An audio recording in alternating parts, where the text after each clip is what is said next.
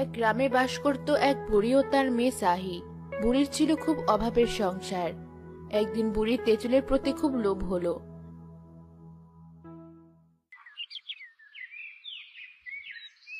মা সাহি, এদিকে আয় তো একবার।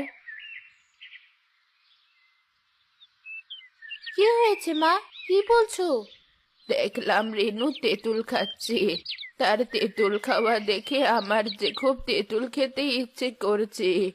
আমাকে একটু তেঁতুল এনে দিবি? কি বলছো মা? আমি তেঁতুল কোথায় পাবো? তেঁতুল তো আছে মোড়ল বাড়িতে।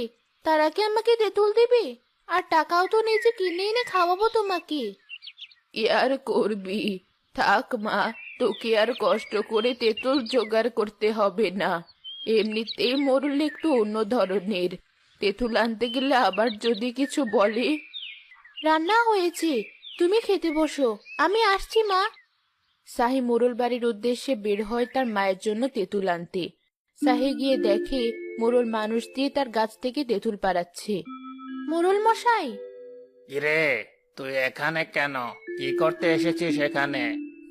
মোড়ল মশাই, মায়ের অনেক তেঁতুল খেতে ইচ্ছে করছে। আমার মাকে একটা তেঁতুল দিবেন? তোর মাথা ঠিক আছে তো মেয়ে? এই বাজারে তেঁতুল এখন সোনার সোহাগা। তুই তেঁতুল চাইবি আর আমি দিয়ে দেব? যা এখান থেকে, বের হ। মোড়ল মশাই, একটা দিন। আমার হাতে যখন টাকা আসবে আমি আপনাকে একটা তেঁতুলের দাম শোধ করে দেব। ফকিন্নি কোথাকার! ভালোভাবে ভাতই তো খেতে পারিস না, তেঁতুলের দাম শোধ করবে কি করে? বুড়ি বয়সে তেঁতুল খাওয়ার শখ জেগেছে। যাবি এখান থেকে। সাহি সেখানে আর না দাঁড়িয়ে মন খারাপ করে বাড়ি ফিরে এলো। একটু পরে মোড়লের তেঁতুল গাছের কাছে এলো এক সন্ন্যাসী। বাহ বাবা, তোমার তেঁতুল গাছটাই তো দেখছি খুব সুন্দর তেঁতুল ধরেছে। দেখতে যেমন সুন্দর, খেতেও নিশ্চয় তেমন সুন্দর। হ্যাঁ, তা তো বটেই। তবে আমি কিন্তু ফ্রিতে কাউকে তেঁতুল খেতে দেই না। আমার গাছের তেঁতুল খেতে হলে ন্যায্য মূল্য দিতে হয়। হা হা হা হা হা। আমাকে তেঁতুল খেতে দিতে হবে না, আমাকে এক মুঠো ভাত খেতে দিবে বাবা। আমি খুব ক্ষুধার্ত। দিতে পারি, তবে বিনিময়ে আমাকে কিছু দিতে হবে। আচ্ছা, আমি তোমাকে এর দ্বিগুণ তেঁতুল বানিয়ে দিচ্ছি, বিনিময়ে তুমি আমাকে কিছু খেতে দিও। আচ্ছা ঠিক আছে, আগে দাও দেখি কেমন তুমি আমাকে দ্বিগুণ তেঁতুল দিতে পারো।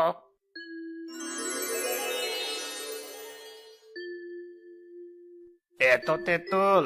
হ্যাঁ হ্যাঁ হ্যাঁ, এবার যে এই তেঁতুলের দাম আমি এর দ্বিগুণ পাবো। এবার আবার খাবার দাও বাবা।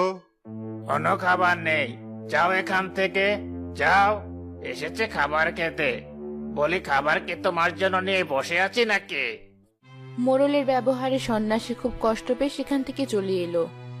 মোরল আমার সাথে এমন করলো, তোর কখনোই ভালো হবে না। সন্ন্যাসী দুঃখ ভরা মন নিয়ে হাঁটতে হাঁটতে বুড়িদের বাড়ি গেল। বাড়িতে কি কেউ আছো? আমাকে কি কিছু খাবার দেওয়া যাবে? আজ দুদিন হলো পেটে কিছুই পড়েনি, শরীরটা যে বড্ড ক্লান্ত লাগছে। মা, তুমি খেতে থাকো, আমি দেখছি কে এসেছে। না মা, খাবার রেখে উঠতে নেই, তুই খেতে থাক। আমি দেখছি কে ডাকছে। কে কে ডাকছে বাইরে? মা, আমি ডাকছি, আমাকে কিছু খাবার দাও মা, আমি যে খুব ক্ষুধার্ত। তুমি বসো, আমি তোমাকে খাবার এনে দিচ্ছি। বুড়ি তার ভাগের খাবার এনে সন্ন্যাসীকে দিয়ে দিল। আসলে আমরা খুব গরিব মানুষ, তাই ভালো কিছু জোটে না।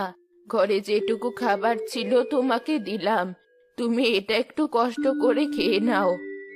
যা দিয়েছো এতে আমি খুশি মা, আমার এই খাবারেই হয়ে যাবে। এতটুকুই বার কয়জনে দেয়? খাবারের জন্য গিয়েছিলাম মোড়লের বাড়িতে, আমাকে দূর দূর করে তাড়িয়ে দিল। আমিও আজ একটা তেঁতুলের জন্য মোড়ল বাড়িতে গিয়েছিলাম, মোড়ল আমাকেও তাড়িয়ে দিল। তোকে বলেছিলাম যাস না সেখানে, কেন গিয়েছিলি? আমি তো তোমাকে কিছুই খেতে দিতে পারি না। একটু তেঁতুল খেতে চেয়েছো, সেটাও যদি খাওয়াতে না পারি তবে আমার বেঁচে থেকে কি লাভ?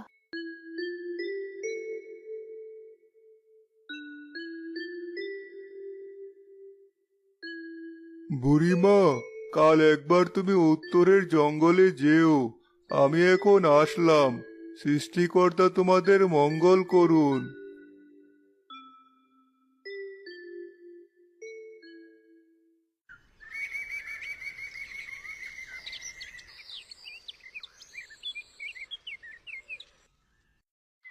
মা সাই, সন্ন্যাসী বাবা তো আমাকে জঙ্গলে যেতে বলেছিল, তাহলে একবার ঘুরে আসি।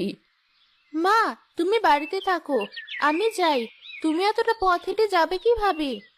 সন্ন্যাসী তো আমাকেই যেতে বলেছিল, তুই বরং বাড়িতে থাক, আমার কিছুই হবে না। বুড়ি হাঁটতে হাঁটতে জঙ্গলে চলে এলো।